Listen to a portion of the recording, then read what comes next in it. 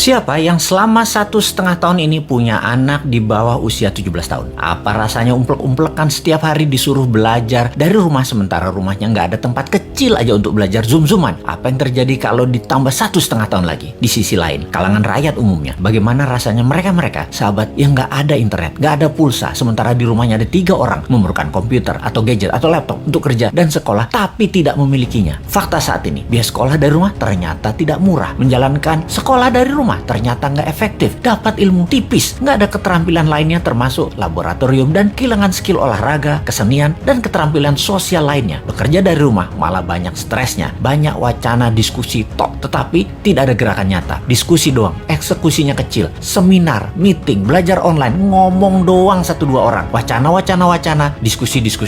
Rekening mah minus juga. Saat ini dunia bergeser jauh. Berapa lama kita akan menjadi seperti ini di bawah serangan virus? Jawabannya, kalau gini cara mengelolanya, selamanya, setidaknya sampai tahun 2025. Demikian kata WHO dan World Bank. Waduh, paling cepet 2023 awal deh. Tetap aja lama. Maunya tahun 2021 ini paling lama selesai deh. Vaksin dah tuh 100% orang Indonesia. Pertanyaan lagi, apakah selesai COVID? Ya nggak tahu juga. Menurut Ngana, selesaikah COVID ketika 100% manusia Indonesia sudah divaksin? Jawabannya nggak tahu. Misalnya, manusia setelah divaksin, efeknya tingkat kematian dan fatality-nya menurun, tetapi tetap bisa kena. Dimana kalau kena ya isolasi mandiri, katakan 10 hari. Setiap hari ada 30.000 orang bergantian bergiliran. Tiap hari ada 30.000. Karena 10 hari di isoman, maka yang dikurung hari itu adalah 300.000 orang per hari yang terkurung gantian sampai 100 juta orang. Gitu ya, 2 tahun itu bisa tercapai? Bisa lebih. Serem amat ya kalau ini terjadi. Untuk mencapai 60% populasi yang benar, ya bisa 2 tahun lagi, mungkin bisa 4 tahun lagi. Kalau hal ini terjadi, maka bukan hanya ekonomi yang ambiar, tetapi keterampilan sosial anak kita, keterampilan lainnya hilang. Bisa terjadi generation gap yang parah, di mana di tahun 2045, 24 tahun lagi, mereka usianya yang sekarang 10-20 tahun itu adalah mereka menjadi tulang punggung angkatan kerja dan usaha. Mereka, bayangkan, tidak punya keterampilan yang mumpuni. Maka angkatan yang usianya 50-70 tahun di kemudian tadi masih tetap bekerja dan ini tidak efektif. Maka gawat kalau bernegara tidak ada yang memikirkan hal ini, tetapi lebih memikirkan tenaga kerja asing bagaimana bisa masuk terus dengan dilindungi pejabat paling berkuasa. Alhamdulillah berhasil masuk terus. Itu lebih penting baginya sekarang. Saat ini generasi mendatang ngapain gue pikirin katanya. Yang penting saat ini lagi berkuasa, gak ada yang boleh halangin. Pokoknya gigi 5, gaspol, gue harus kaya. Lalu siapa yang urus generasi muda yang sudah 1,5 tahun ini dikurung di rumah? Ditambah masih ada kemungkinan dikurung lagi 1,5 tahun lagi. Kita urai masalahnya. Kalau anak usia saat ini 7-11 tahun, usia SD, mereka tidak mengerti banyak tentang culture, budaya lokal